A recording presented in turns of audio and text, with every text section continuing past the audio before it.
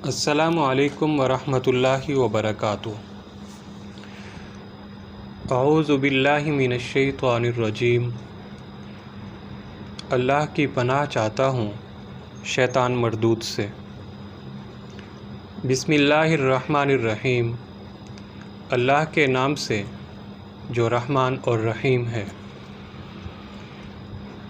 الحمد للہ رب العالمین۔ تعریف اللہ ہی کے لیے ہے جو تمام کائنات کا رب ہے۔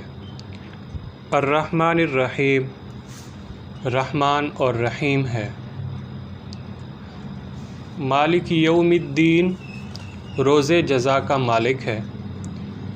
ایاک نعبد و ایاک نستعین، ہم تیری ہی عبادت کرتے ہیں اور تجھی سے مدد مانگتے ہیں۔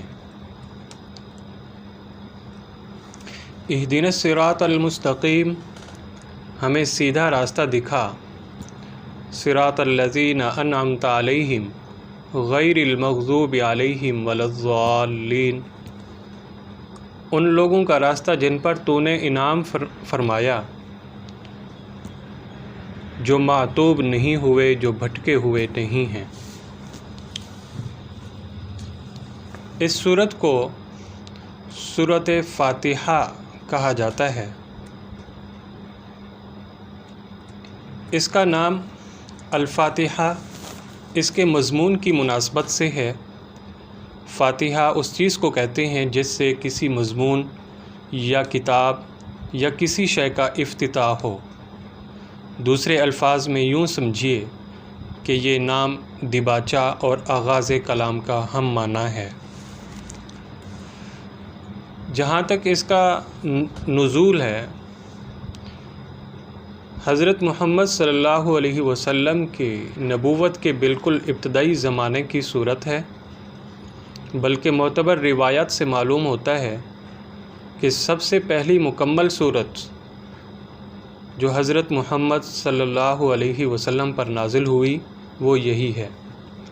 اس سے پہلے صرف متفرق آیات نازل ہوئی تھیں جو سورۃ علق، سورۃ مزمل اور سورۃ مدثر وغیرہ میں شامل ہیں۔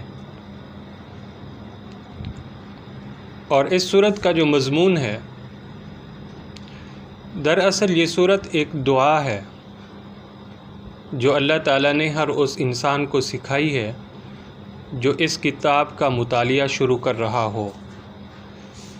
کتاب کی ابتدا میں اس کو رکھنے کا مطلب یہ ہے کہ اگر تم واقعی اس کتاب سے فائدہ اٹھانا چاہتے ہو تو پہلے خداوند عالم سے یہ دعا کرو۔ انسان فطرتاً دعا اسی چیز کی کیا کرتا ہے جس کی طلب اور خواہش اس کے دل میں ہوتی ہے، اور اسی صورت میں کرتا ہے جب کہ اسے یہ احساس ہو کہ اس کی مطلوب چیز اس ہستی کے اختیار میں ہے جس سے وہ دعا کر رہا ہے۔ پس قرآن کی ابتدا میں اس دعا کی تعلیم دے کر گویا انسان کو یہ تلقین کی گئی ہے کہ وہ اس کتاب کو راہ راست کی جستجو کے لیے پڑھے، طالب حق کی سی ذہنیت لے کر پڑھے، اور یہ جان لے کہ علم کا سرچشمہ خداوند عالم ہے، اس لیے اسی سے رہنمائی کی درخواست کر کے پڑھنے کا آغاز کرے۔ اس مضمون کو سمجھ لینے کے بعد یہ بات خود واضح ہو جاتی ہے کہ قرآن اور سورۃ فاتحہ کے درمیان حقیقی تعلق کتاب اور اس کے مقدمے کا سا نہیں بلکہ دعا اور جواب دعا کا سا ہے۔ سورۃ فاتحہ ایک دعا ہے بندے کی جانب سے، اور قرآن اس کا جواب ہے خدا کی جانب سے۔ بندہ دعا کرتا ہے کہ اے پروردگار میری رہنمائی کر، جواب میں پروردگار پورا قرآن اس کے سامنے رکھ دیتا ہے کہ یہ ہے وہ ہدایت اور رہنمائی جس کی درخواست تو نے مجھ سے کی ہے۔ کچھ آیات کی وضاحت ہم رکھنا چاہتے ہیں۔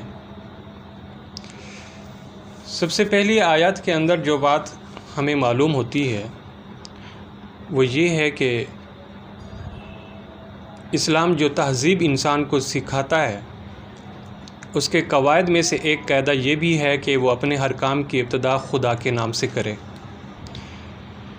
اس قاعدے کی پابندی اگر شعور اور خلوص کے ساتھ کی جائے تو اس سے لازماً 3 فائدے حاصل ہوں گے۔